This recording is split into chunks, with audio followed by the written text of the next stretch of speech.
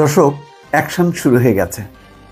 গদিচ্যুত শেখ হাসিনার উপদেষ্টা সালমান এফ রহমান এবং আইনমন্ত্রী আনিসুল হক দুজনই আজ গ্রেপ্তার হয়েছে।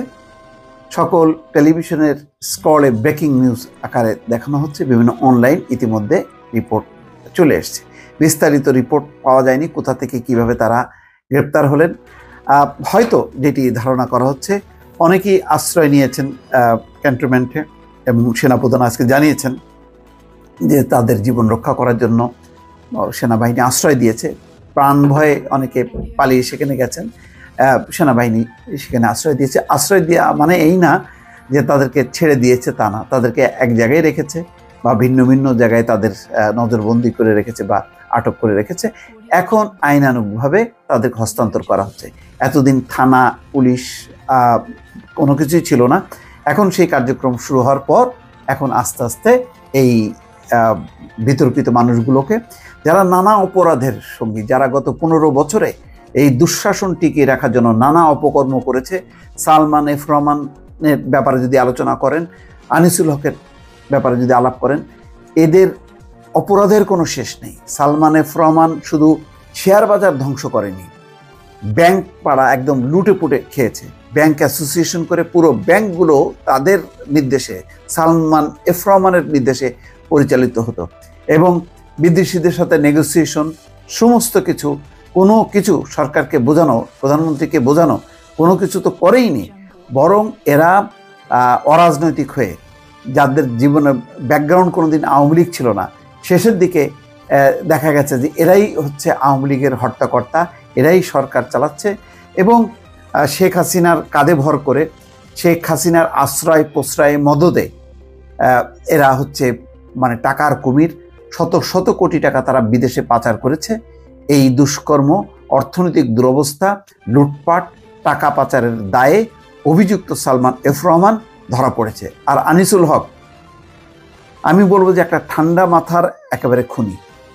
সে আইনকে কিভাবে অপব্যবহার করতে হয়, আইন দিয়ে কিভাবে বিরোধী দলকে সর্বশান্ত করতে হয়, তার প্রতিটি মানে ধাপে ধাপে হচ্ছে তার হলো অবস্থান।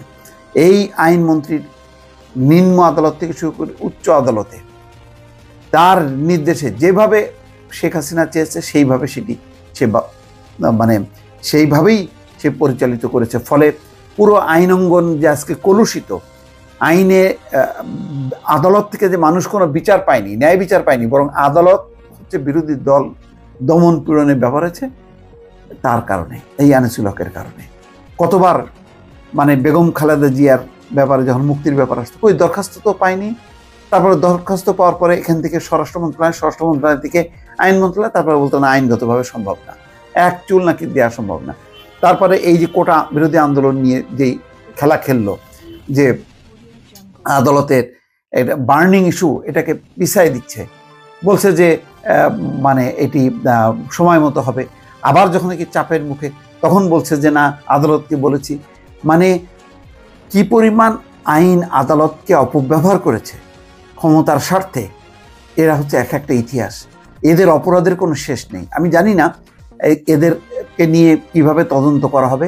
একটা পূর্ণাঙ্গ তদন্ত করে এদের প্রতিটা তদন্তের একেবারে ফিরিস্তি জনগণের সামনে তুলে ধরা উচিত এবং আরও যে সমস্ত অপকর্মের হোতারা লুকিয়ে আছে তাদেরকে গ্রেপ্তার করা উচিত। কেননা এদের ব্যাপারে মানুষের এখন বিন্দু মাত্র কোনো সহানুভূতি নেই, বরং আজকে এই যে তারা এক এক করে পাকড়াও হচ্ছে, আমার বিশ্বাস বাংলাদেশের অধিকাংশ মানুষ খুশি, আওয়ামী লীগেরও বহু মানুষ খুশি। কেননা এরা হচ্ছে আওয়ামী লীগকে ব্ল্যাকমেইল করেছে।